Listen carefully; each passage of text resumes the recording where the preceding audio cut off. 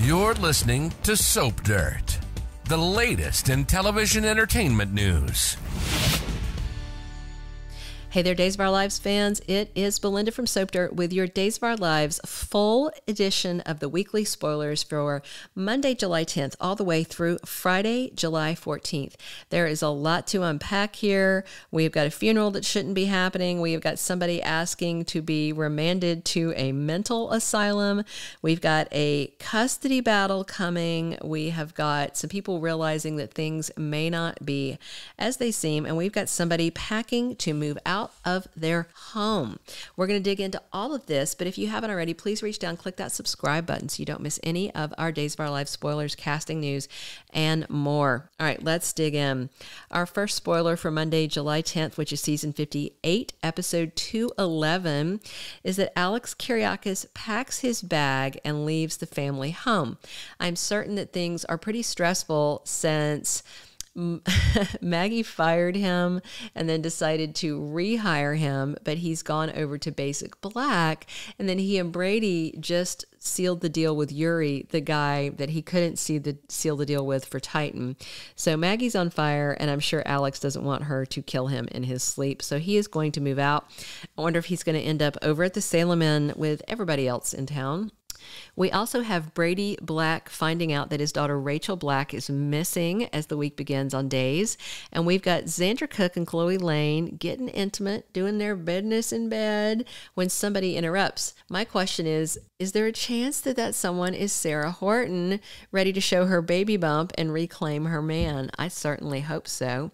We also see Stephanie Johnson and Chad DiMera finding the perfect place to live. They've decided to move in together. They are integrating their lives. She's involved with his kids. Everything is moving forward, and it seems great. So obviously it's time for something to go wrong. Maybe Alex finds a way to push his way back into her life. We will see. All right, season 58, episode 212 of Days of Our Lives airs on Tuesday, July 11th.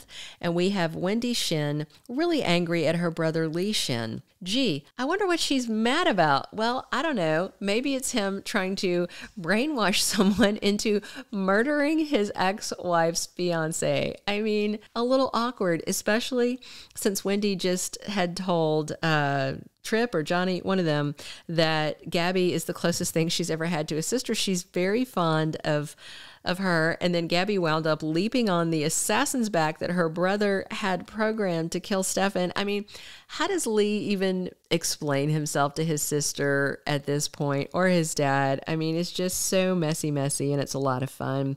I really like Remington Hoffman. He is so cute, and I'm sure he's going to be leaving soon, but he is some of my favorite eye candy to have around, and I'm certainly going to miss him when he goes.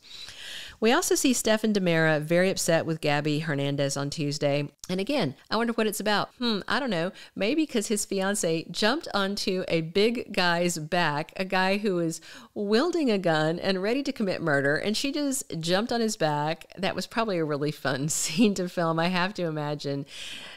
Camilla Banus looks like she maybe weighs 110 pounds, and Steve Burton is so big and muscly that it was probably like having a feather sitting on his back when she was going around.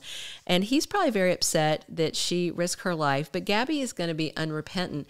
I mean, she lost Stefan once already to a gunshot attack when he took a bullet to save his mom being in Alamein, and so she was probably having some kind of PTSD, like, oh no, another gun is aiming at Stefan. There's not another twin we don't know about, or a triplet or a sequent quadruplet to give him another heart, so I need to save my man. We are also going to see on Tuesday, District Attorney Melinda Trask is very upset that Shawn Brady is drunk at work. And that's what you want, right? A drunk detective. It's a bad look. I don't know where Shawn is heading, but it is nowhere good. We also see Dr. Marlena Evans hypnotizing Harris on Tuesday. No doubt she's trying to unravel what Dr. Rolfe did to him, but based on spoilers for the next day, it seems like maybe she hits a stumbling block. All right, Wednesday, July 12th 12th, 2023 is episode 213 of the season. And we'll see Jada Hunter and Tripp Johnson dropping in on Steve Johnson. I don't know if this is more to do with the Abe thing. The Tripp thing is kind of bizarre. What is Tripp doing hanging out with Jada? Weird. We'll find out on Wednesday.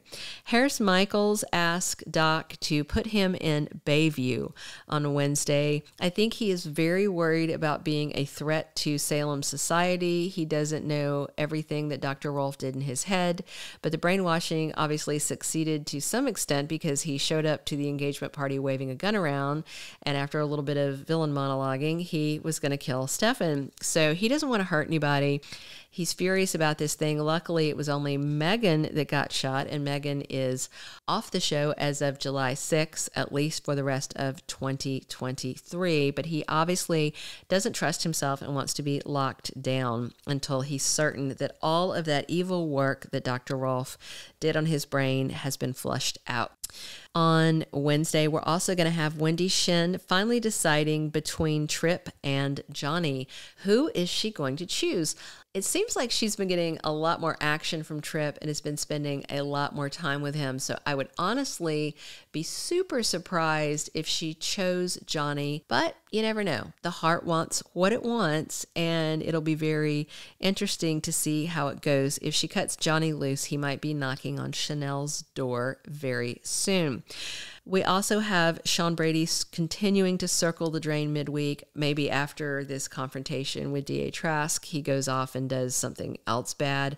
I don't know, but he still looks cute doing it. Okay, Thursday, July 13th is season 58, episode 214 of Days of Our Lives, and it's time for Abe Carver's funeral, and his widow, Paulina Price, is getting comfort from family. Of course, they have no body. They really have no proof that he died, other than an actor who was on a soap opera said he saw him fall in the water, but he can't swim, so he didn't get him. They just don't have a whole lot of proof, a little bit of blood and, false testimony, and we have a funeral. We also have Kristen DiMera telling Lonnie Price that she knows where Rachel Black is at. That sounds like then that Kristen didn't take her. Let's hope not, because that wouldn't help any future custody case. We also see Jerry Prentice showing up at Crazy Whitley King's apartment, and he is not very happy that she has drugged Abe Carver to the gills, and that's because Abe has figured out something is shady, and he wants out of there. He wants to leave, and Whitley can't let it happen. And just on that little conversation that she had with Paulina, it becomes very clear that Whitley has had an obsession with Abe for quite some time, and so stealing him was definitely a crime of opportunity.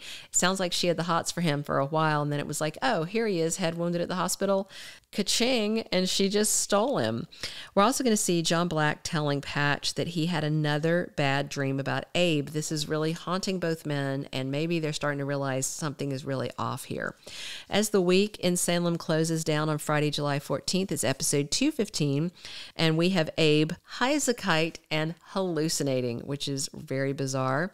We also have Lonnie Price wanting to know what Jerry wanted to say to Theo Carver. It looks like she comes up on Jerry and Theo, and she definitely has questions. She's very suspicious about all of this, and especially suspicious about this actor person that just happens to be in Salem and just happened to see her dad fall in the water and die. It's not adding up. Maybe it's Lonnie's fresh eyes that are helping her see all this so clearly. We also see that Whitley has resigned from Salem University Hospital, and Steve wants to know why she did it. She's going to give some flimsy excuse, but the bottom line is, if she wants to keep Abe, she's got to stay right on top of him to keep him captive, which is all so creepy. It seems like her tenure is coming to a close, and someone's going to say poor Abe soon. All right, we also have Kristen telling Marlena that she is going to seek a change in the custody agreement with Brady about their daughter, Rachel Black. And we'll have to see how Marlena handles this, because Kristen is only out of prison on a technicality, but out she is, and her sentence has been commuted, and that means she could get away with this all in court. All right, we have one more quick thing to say, and then we are going to get out of here. But if you haven't already, click that subscribe button so you don't miss any of our days updates, spoilers, or anything. If you were one of the many who's hoping this Abe Carver situation is just over and done soon because you're frustrated with the storyline, which we're seeing a lot of comments like that on social media, this next week, there's still more of Abe and Whitley, and it doesn't even look by Friday that he's on the loose. We've got at least one more week of him being kidnapped, but hopefully the following week, the week that starts on July 17th, he will get away from this woman and we can close this whole weird storyline down. Let us know in the comments if you think that Wendy should choose Tripp or Johnny and whether you think that Harris is ever going to get back out of Bayview. I think likely he will because Steve Burton's still got several months left on his one-year contract with the NBC soap opera. Thank you for being a loyal listener. Follow us wherever you get your podcast because you don't want to miss the next episode. Soap Dirt is on all the major podcast platforms, including Apple Podcast, Spotify, iHeartRadio, and more.